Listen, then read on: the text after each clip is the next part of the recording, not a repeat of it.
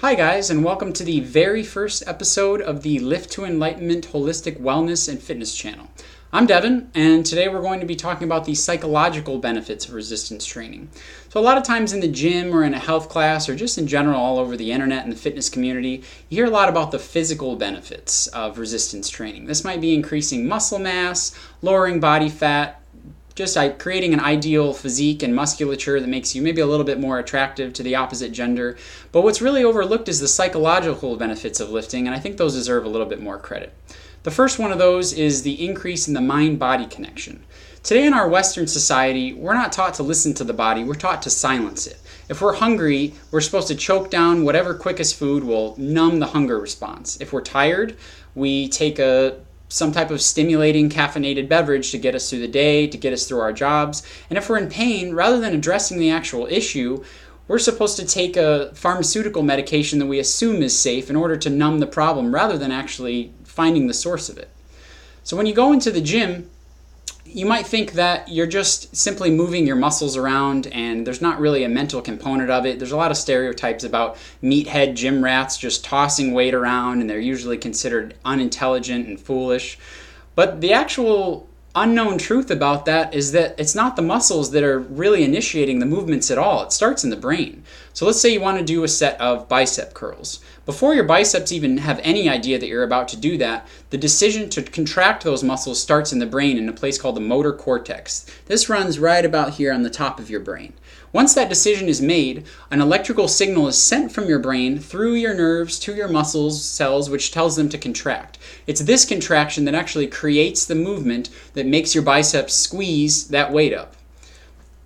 So the significance of that is that when that electrical signal is sent, not only is it sending a message to your muscles to fire specifically in that muscle region, but there's also feedback going from the muscles back to the brain. And this leads to feelings of fatigue and the good feelings that actually come from lifting later on.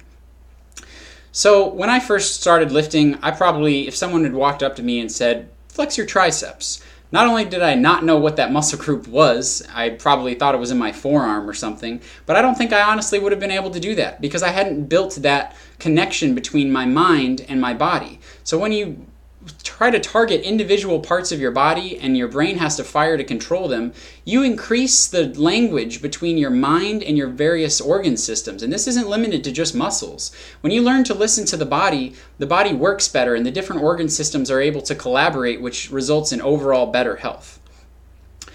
The second benefit, psychologically, of lifting, of course, is that it's a meditation.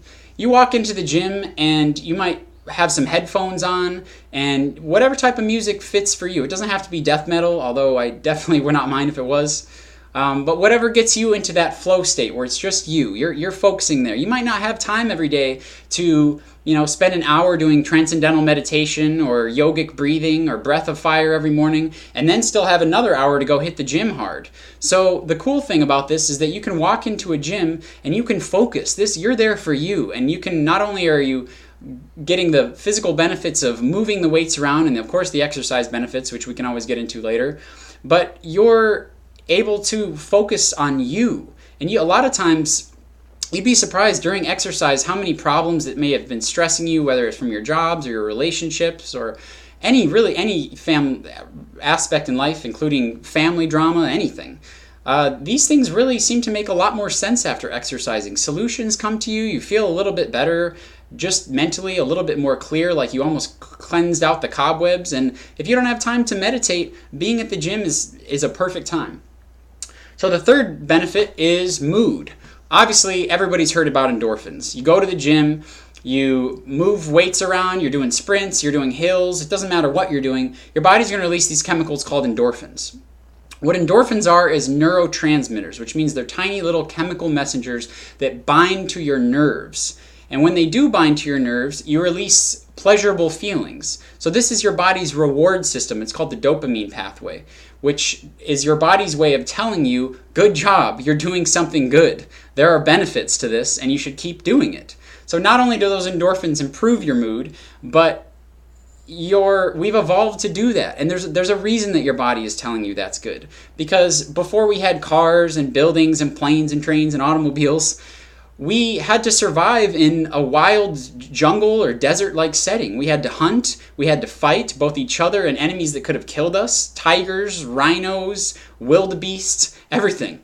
And so in order to stay healthy and optimal, we have to take care of our bodies as if we were still doing those things. You might go to the gym and run some sprints, and you think that you're increasing your cardiovascular endurance and maybe putting on a little bit of strength in your quadriceps and hip flexor muscles.